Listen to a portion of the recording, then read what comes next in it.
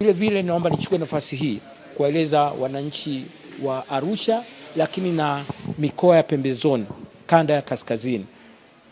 Taasisi ya Moyo ya Jakaya Kikwete imeingia makubaliano na hospitali ya Arusha Lutheran Center.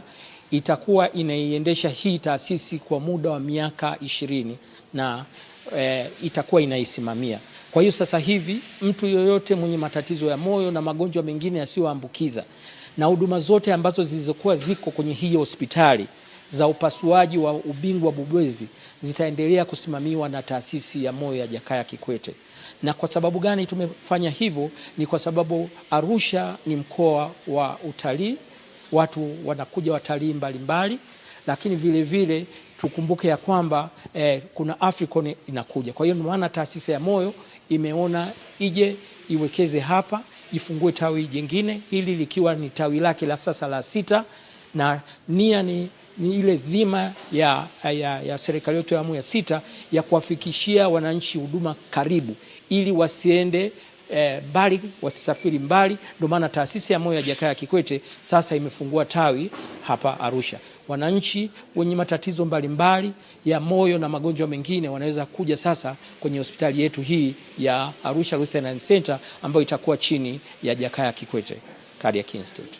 Ambayo tumeyabaini ambayo yanaleta matatizo makubwa ni ugonjwa wa shinikizo la damu.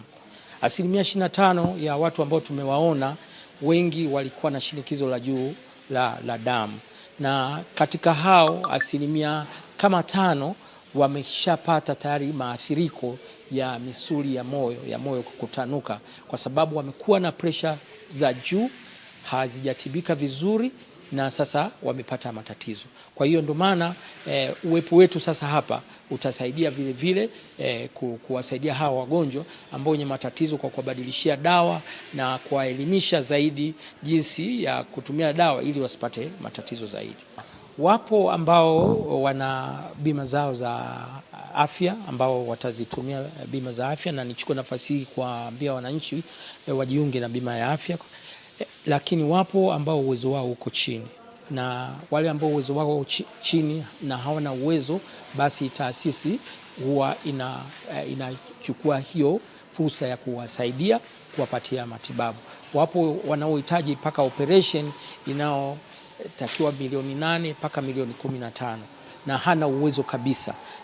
Taasisi ya Moyo ya Jakaya Kikwete kwa kutumia hela ambazo alizitoa Mheshimiwa Rais za ubingwa bobezi tunawafanyia operation hao watu ambao wana shida.